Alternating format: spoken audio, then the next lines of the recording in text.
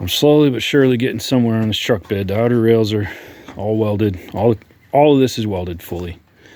Now I gotta figure out, well, not figure out, but finish up the brackets. So that's gonna go on there. This will get torched off on that top so it doesn't hit the steel plate, but there'll be a 1/2 inch bolt right there.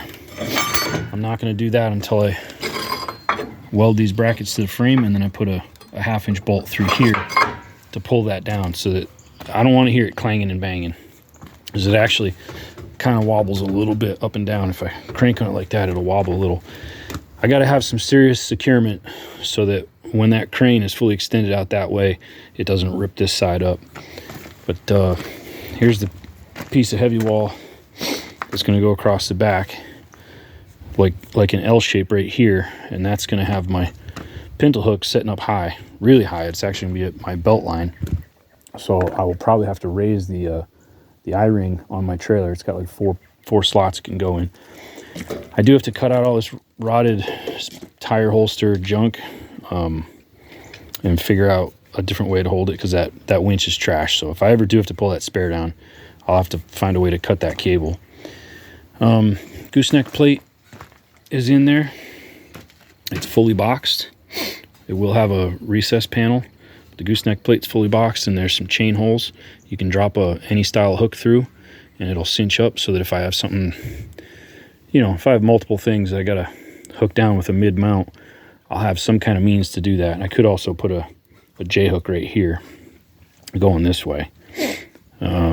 Geez, what else to talk about? And these could be used for anchor point for a regular clevis hook, so those could be used. These two braces up here, this is all 3-inch, but this is 3-inch C-channel, and this here's 3-inch heavy I-beam. So the crane, I'm 99% sure the crane's going to sit here. Something big has to pop up for me to not put it right there. And I will do a headache rack with a spreader bar and actually 2 verticals. I don't really know why, but I'm going to make a pretty stout headache rack just so that in the future, I'm not saying, oh, I wish I made it a little more rigid in case I ever have a winch pulling something up. I did think to myself, in the future, I might one day have a side-by-side. It would be very easy for me to put a tail, a little short dovetail on receiver tubes, removable, and just put a couple bolts across the back there, and be able to have this like a little dovetail flatbed so that I could haul around a side-by-side on the back. Not that I have one. I mean, I'll probably never buy one. Who knows?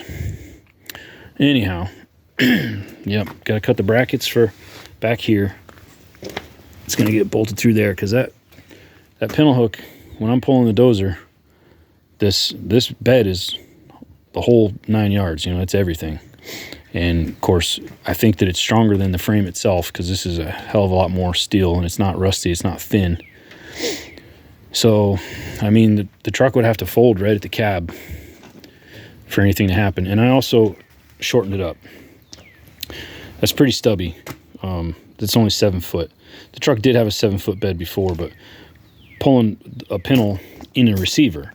So the pintle was out here, now it's going to be right up front. So I think that will increase the ability for me to move stuff a little more forward and not have the truck sunk down so hard. And I've got some tractor airbags, I've got some airbags from Peterbilt Air Cab, $35 a piece. I got to figure out a bracket here and here. I'm going to go behind the leaf spring, because that actually gives it a little increased load capacity. Not behind the leaf spring, but behind the axle center line. So that's kind of why I built this spreader right here. I haven't really looked at it yet, how I'm going to do it, but it's on the agenda. And I still got to figure out gas tank filler neck. There's my tubes right there, but I've just got them plugged. Once the bed goes on, it's going to be a pain to put gas in the thing. Once the decking is welded on. I got a piece of 3/8 diamond plate that's been sitting around. It's exactly this size, 6x7. And I've got stake pockets for a rub rail, so I'm going to do 3 pockets, and then every other is going to be a round tube standoff, because chain wraps around a round tube much better than a stake pocket without cutting into the pocket. And I think 3 of them will be sufficient for having any sideboards. So that's where I'm at. That's where I'm at on this thing. Moving slow. It's been raining a lot, and I've been pretty tied up, and then I ran out of gas, and you know, had to go exchange my MIG bottle and all that. Just, it always goes that way, right? Thanks for watching. Praise the Lord and God bless you.